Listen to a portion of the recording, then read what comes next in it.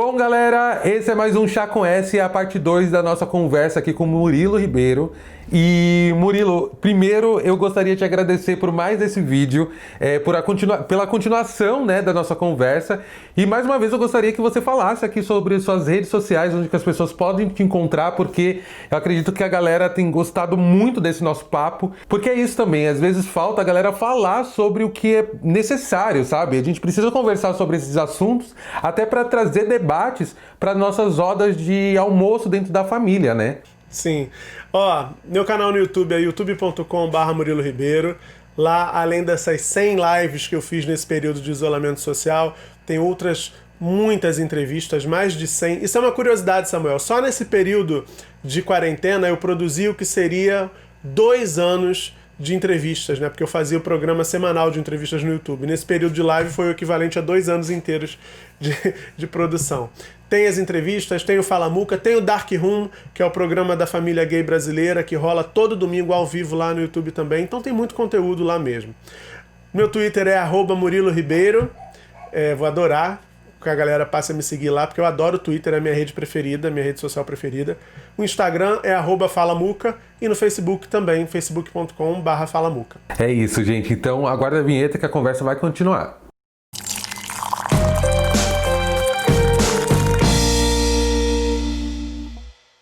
Bom, Murilo, a gente tava chegando num papo na nossa conversa que converge muito com esse começo seu aí. Você falou sobre que você gosta muito de Twitter, que você tá ali no YouTube, que você tá ali no Instagram. Você já tá no TikTok? Não tô no TikTok. Você sabe eu entrei essa semana só pra assistir. Passo sempre 1h30, 2 horas, só zapeando lá o negócio, que é quase um vício, assim. Jura? Eu não tô produzindo, mas consumindo eu tô. Dá umas olhadas eu já dei e tal. Acho muitas coisas muito divertidas. Eu acabo vendo também muita coisa da galera que faz no TikTok, mas compartilha nos stories do Instagram, né? Sim. Ou nos Reels agora. E eu me divirto muito, mas eu não tô lá produzindo nada, não. Assim, não sei se tô meio tiozão pra TikTok, não sei, fiquei com essa sensação. Não sei nem mexer direito, sabe? Vai ser bem franco, não sei nem mexer direito na história. Olha aqui, me dá um abraço, porque eu também não sei mexer. Eu só não produzi conteúdo, não é porque eu não quis. Querer eu quero, mas eu não sei fazer aquilo. Mas por que eu tô falando de TikTok? Porque eu vejo muita gente falando sobre o ativismo que nós temos e a força que muitas vezes nós temos na nossa comunicação, seja ela em qual rede que nós estivermos, seja no Twitter, seja no Instagram, seja mesmo no TikTok, que é uma rede que cresceu muito agora na pandemia. E isso se dá porque as pessoas não podem sair de casa. Muitas delas têm produzido e têm feito muitas coisas criativas dentro das suas próprias casas. Porém, quando nós olhamos, quando nós formos olhar o índice de aprovação do Bolsonaro, por exemplo, desse governo, você vê que ele está numa crescente. E não é por falta de pessoas se posicionando na internet, porque nós que estamos ali no Twitter, nós vemos que tem... Gente, até o Felipe Neto, que é um cara que 2, 3 anos atrás, você mesmo sabe, você acompanhou isso também, ele era um cara que falava megas absurdos e ainda entrevistava essa galera que hoje ele tá lutando contra, sabe? Então... a gente tem que reconhecer o nosso erro, a gente tem que identificar. Por mais que a gente não tenha essa resposta concreta, você consegue, pelo menos, indicar um caminho onde está o erro desse lado da comunicação? Amigo, eu tenho pensado muito sobre isso. Muito mesmo. Esse dado do aumento da popularidade do Bolsonaro, eu acho que é bom a gente fazer um recorte, porque as pesquisas, elas são fotos, né? Elas são instantes. Então esse Datafolha, esse último que trouxe essa boa notícia, ele é reflexo de um momento em que o governo injetou muitos recursos por meio do auxílio emergencial para poder garantir um mínimo de dignidade para essas pessoas, que é obrigação de qualquer governo preocupado com sua sociedade, fazer o que o governo fez. E também cabe dizer que essas pessoas que estão aprovando o Bolsonaro por conta disso, muitas delas não sabem que a proposta inicial do governo era um auxílio de R$200. Se a gente chegou aos 600 foi porque a oposição militou e derrotou o governo para aprovar um valor maior, porque vamos combinar que mesmo R$600 é difícil, né, para a galera se sustentar nesse período sem recursos. Então eu acho que isso tem um impacto muito forte sobre a percepção das populações mais vulneráveis sobre o desempenho do presidente da República. E a gente não pode julgar, eu vejo muita gente julgando, o brasileiro se vende por pouco. A gente não pode argumentar dessa forma, nem julgar dessa forma, porque só quem sabe o que é sentir fome e não ter o que comer é quem está vivendo isso, é quem está passando por isso, ou quem passou pelo receio de viver isso. Então, acho que esse é um ponto. Assim, eu não acredito que isso vá se manter, que esse aumento da popularidade vá se manter, porque a gente também sabe que o governo não vai ter condições de seguir pagando nesse volume para tanta gente esse valor, esse auxílio emergencial. Então, a partir do momento que isso cair, que for reduzido ou que for cortado para milhões de pessoas, as pessoas vão entender que o governo está deixando de auxiliá-las. E aí muda fatalmente a opinião e a avaliação das pessoas com relação ao governo. Você trouxe um dado que para mim é muito claro, porque eu acompanhei, a gente que está ali no Twitter, a gente está ali com as nossas bolhas, o que é muito ruim também, porque foi o que fez a galera aqui em São Paulo acreditar, por exemplo, que o Haddad ganharia a eleição, porque a gente estava dentro das nossas bolhas e não viu que fora dela as coisas estavam sendo diferentes. Então a gente está meio que quase repetindo isso agora nesse momento, mas de uma outra forma. O Bolsonaro, ele pode até não ser o pai do auxílio emergencial, mas ele talvez seja o pai dessa nova narrativa que está sendo colocada, que é, olha, os governadores e os prefeitos fizeram que vocês perdessem os empregos de vocês e eu, o salvador da pátria, fui lá e consegui minimamente dar R$600 para vocês, mas vocês têm que voltar a trabalhar. Então, como fazer com que essa narrativa que está sendo construída para além do auxílio emergencial, ao seu ver, como que ela deverá ser combatida? Por quê? Nós estamos no Twitter, nós estamos no Instagram, nós estamos no YouTube, mas nós sabemos que o maior cabo eleitoral, o maior meio que esse governo tem para difundir a sua informação é no WhatsApp, principalmente no grupo da família do WhatsApp. Eu não me manifesto no grupo da família do WhatsApp porque é tóxico para mim, porque tem muitos bolsominions. Você se vê como um grande influenciador no WhatsApp também? Não, você estaria mentindo, porque no WhatsApp, primeiro assim, a minha família tem bolsominion também, mas não tem grupo, felizmente. Então eu não tenho um grupo, já não tinha, nunca teve, porque minhas tias e minha mãe, elas entraram, vêm de uma família de muitas mulheres fortes, né? E elas entraram para a internet muito recentemente, então a coisa dos grupos também é recente. Elas estão em grupos da família, mas são grupos dos primos, da galera da geração delas. Então meus primos, a gente não tá nessa vibe, não tá nesses grupos. Então não tem esse tipo de discussão. Então eu não me sinto, porque no WhatsApp basicamente eu tô conversando com colegas da bolha, né, com amigos meus que pensam parecido. Eu concordo com você. Você não sente medo, por exemplo, de você não estar no mesmo grupo que a sua mãe, por mais que não seja da mesma geração, mas ela, é só um exemplo, tá? Hipotético. A sua família representa uma outra família, que você não esteja nesse grupo, mas que alguém da sua família esteja nesse grupo e influencie a narrativa do que está sendo posto. Porque imagina que nossos pais, nossos tios, as pessoas mais velhas não estão no Twitter. E é isso, para esse caminho que eu estou tentando levar essa conversa, para a gente tentar descobrir como que a gente pode ajudar a galera que está ali militando também. Eu sinto que nós somos fracos nesse quesito ali de influência no WhatsApp. Eu concordo com você, sem dúvida. Eu acho assim, no caso da minha família, a minha mãe é muito politizada e é curioso porque ela não se vê dessa forma. Inclusive, se ela assistir esse vídeo, ela vai falar assim, você falou aquilo de mim, não acho. Mas ela é. A minha mãe estudou pouco, a minha família veio da roça, veio do interior aqui do estado do Rio.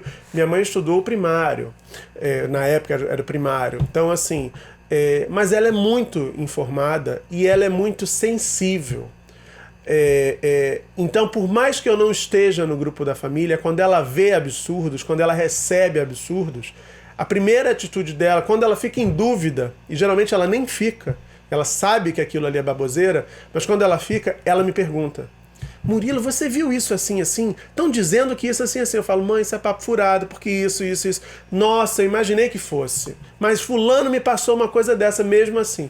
Então eu acho que, sim, a gente é falho no WhatsApp. A gente não olha para essa rede de compartilhamento de mensagens de uma forma que dê a ela o tamanho, a importância que ela tem pela capilaridade, né? Todo mundo tem WhatsApp. Exatamente. Mas eu acho que a gente precisa também ter conexões para além disso, né? É o caso que eu tenho com a minha mãe. A gente tem conversa independente disso. A gente se fala, por exemplo, na pandemia, FaceTime todo dia. Então, a gente troca muita informação. E eu acho que às vezes falha isso também, entendeu, Samuel? Então fica muito solto, porque a pessoa está ali no WhatsApp, mergulhado num oceano de fake news. E se não tem ninguém para conversar, para trocar, ninguém razoável para fazer essa troca, a pessoa pode se perder fatalmente. Agora você me perguntou, eu queria falar disso, que eu acho que é um tema que eu tenho pensado muito. Onde é que a gente tem errado? Eu quero deslocar essa questão. Nós temos alguma responsabilidade, claro, mas eu acho que acima de nós está a oposição. E a oposição está há 1 ano e 9 meses, 1 ano e 8 meses, reagindo ao governo. A oposição não está sabendo propor nada. E isso é dramático. Sim. Isso dá uma angústia tão grande assistir a oposição só sendo uma reação à ação do governo, né? Porque tem um absurdo todo dia. Tem um absurdo todo dia. E aí você abre o Twitter e você vê assim, deputados federais, você vê senadores da oposição repercutindo aquilo o tempo inteiro. Mas para o povo que também está de saco cheio do que está acontecendo, e para o povo que votou nessa galera, não chega uma outra mensagem, não chega uma alternativa. Não há esse discurso da alternativa. Ah, não, porque a gente poderia estar fazendo isso. Sei lá, a oposição precisa se colocar nesse campo político de uma forma protagonista. Ela não pode ficar reagindo. Aquele ditado, né? Pare de fazer pessoas estúpidas famosas. A gente tem que parar de repercutir, citando nomes e, sobretudo, retuitando, repostando os absurdos que essa galera extremista compartilha nas redes sociais. A gente tem que parar. Essa extremista, Sara qualquer coisa, eu não falo dessa mulher. Não há hipótese de eu repostar essa mulher. Porque assim, gente, a gente viu isso com o Bolsonaro. O Bolsonaro conquistou espaço, sobretudo na televisão, em programas populares, que tem uma baita responsabilidade pela eleição desse cara, porque ele ficou sendo apresentado por Luciana Gimenez, pelo CQC, pelo Pânico, whatever, por vários programas, como cara bizarro. Nossa, que cara freak. Ele fala umas coisas muito sem noção, é o tio do pavê. E a gente elegeu o tio do pavê, que não sabe articular 3 frases, repete um monte de senso comum e tá com a caneta na mão no meio de uma pandemia, desgovernando o país. Então, assim, a gente tem que parar de fazer, porque eu não tenho dúvida, Samuel. Essa gente que a gente reposta, que a gente reage indignado e vai lá e denuncia, olha que absurdo, fulano falando isso, e aí reposta a tag. A gente reposta as tags que a extrema-direita sobe. Essa gente toda vai se candidatar de novo. E muito provavelmente vai se eleger às custas da visibilidade que a gente está dando. Exato. O Bolsonaro só tem a força que tem, e isso eu venho falando já há muito tempo, por conta, muitas vezes, do movimento LGBT, que na época viu os absurdos que ele estava falando, e lógico, tinha que se manifestar, só que também nós não sabíamos que ele ia ficar tão forte com essa tática de compartilhar os absurdos. A gente não aprendeu e está repetindo isso agora. E o meu medo é, nessas eleições desse ano, municipais, nós tenhamos outros mini-Bolsonaros. Porque por mais que a gente entenda que a popularidade dele não é tão grande, a gente não sabe como é que isso está sendo dividido em cada região. A esquerda ela não está sendo protagonista, ela não está indicando soluções, ela só está falando de absurdos. E quem está falando sobre proposta é essa direita surreal aí. São tenebrosas, absurdas. Amigo, olha só, quando começou a quarentena, ele começou a falar muito absurdo, você deve lembrar que teve a bateção de panela, né? Não deu em nada e eu experimentei a sensação da polarização. Pela primeira vez eu vi concreto, porque assim, eu moro em Botafogo, na Zona Sul, tinha gente batendo panela, mas tinha gente gritando mito.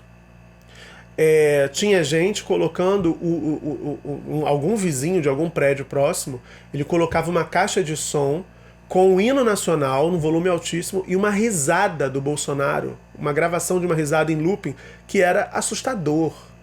O que esse cara queria dizer com essa risada? Essa gente avaliza tudo que esse homem representa, o que ele diz.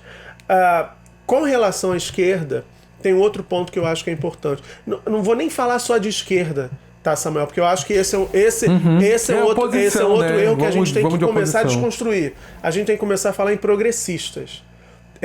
Eu entrevistei o Tico Santa Cruz nessas lives, está lá no canal, e ele disse uma coisa muito importante que eu também já venho dizendo. A gente não pode demonizar a direita também. A gente não pode demonizar a extrema direita, claro que não. Isso é inadmissível e inaceitável. Mas existe a direita, existe o centro-direita, que são campos democráticos. Uma democracia, ela não é feita só de uma vertente ideológica. Existe outra. Pode existir uma terceira, né? Tem gente que critica o centro, mas enfim. Não tô falando do centrão, tá, galera? Tô falando do centro, de um cara que é centro-esquerda, o cara que é centro-direita.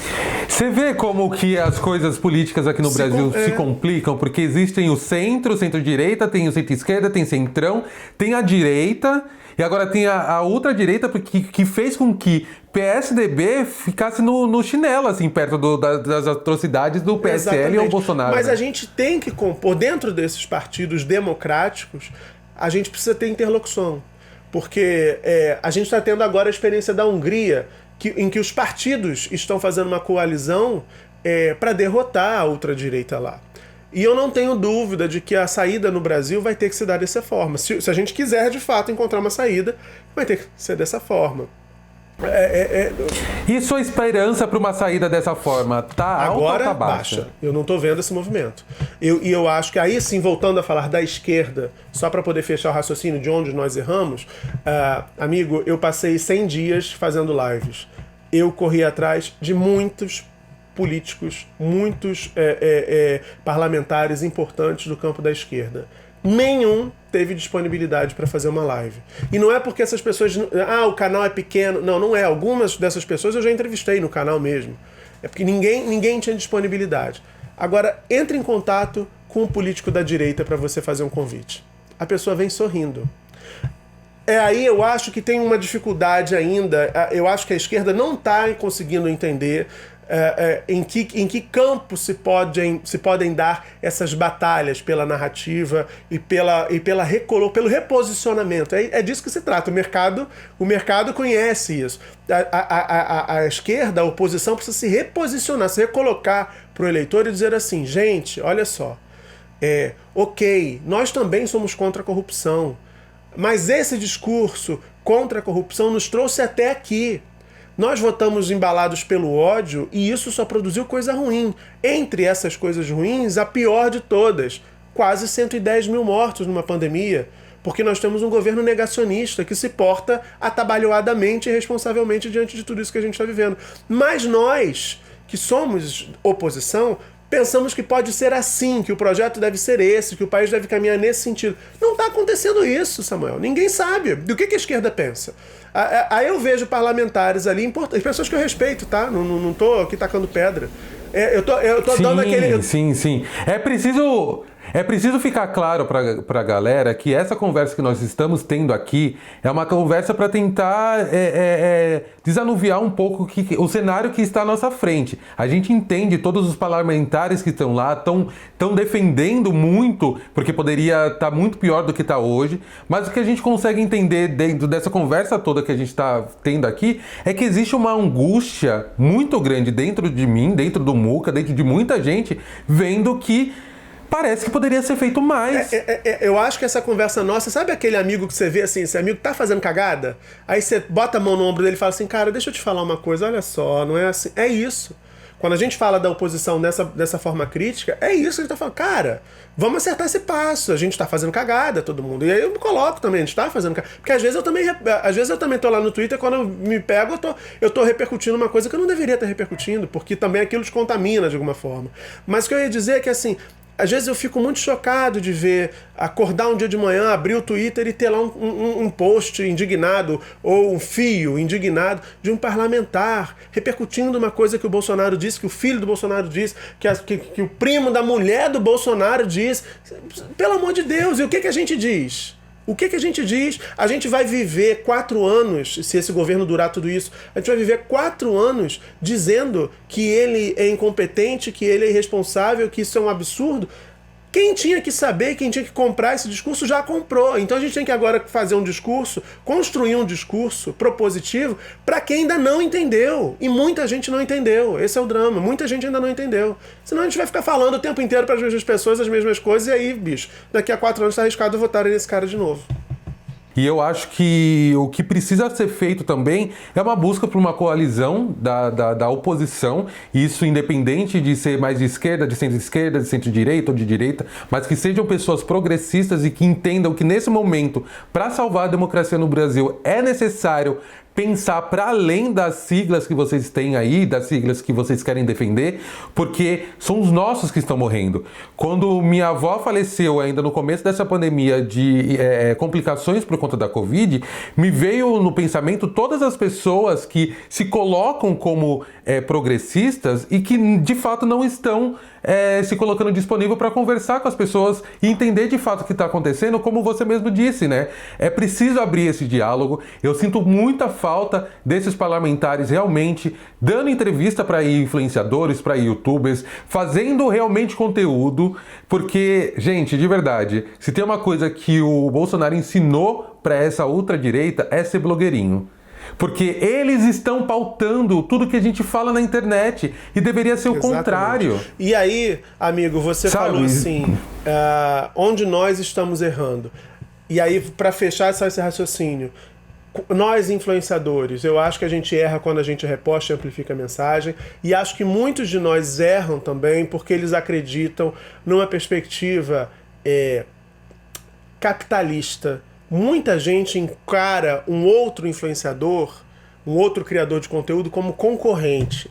Então, assim, se eu tenho um canal de entrevistas, eu não posso chamar o Samuel, porque o Samuel é meu concorrente, ele também faz entrevistas. Isso é uma idiotice, isso é uma estupidez. Isso, nossa, e assim, sim. Quando na verdade todos nós que pensamos dessa forma, a gente devia estar junto, porque o sucesso de um isolado não faz nada. Não adianta de nada. A gente tem o Felipe Neto que está tendo uma postura muito correta nesse momento, tem lá 40 milhões de seguidores, mas o Felipe Neto sozinho toma porrada pra caceta também. É porque ele é um cara que ficou milionário, ele tem uma estrutura, ele tem segurança, ele garante a segurança da família dele, mas toma porrada, tá ameaçado de morte, teve que mandar a mãe pra fora do país. Agora, se a gente tiver um monte de gente crescendo e dando a mão e puxando o outro pra cima também, aí a nossa mensagem simplifica. A gente tem que entender qual que é o nosso papel nessa história que está sendo construída no Brasil, sabe? A gente quer influenciar pra quê? O nosso propósito. A gente quer influenciar a pessoa só pra ela comprar?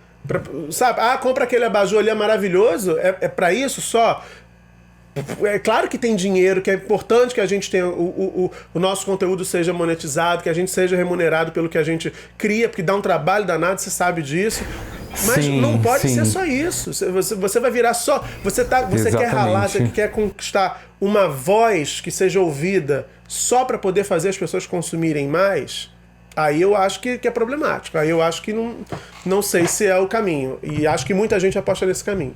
Eu acho que você que está aqui vendo esse vídeo, se você puder e lembrar quem foram as pessoas em quem você votou e quais delas foram eleitas, cobrem dessas pessoas para que elas se posicionem e para que elas não fiquem fazendo somente nota de repúdio. Então, eu fico imaginando como é que vão ser os livros de história futuramente. É um absurdo de Bolsonaro e nota de repúdio depois. E é isso que tá acontecendo. Eu fico pensando como que os historiadores vão fazer para coletar todas as informações que foram tuitadas, sabe? Até achar na timeline, sei lá.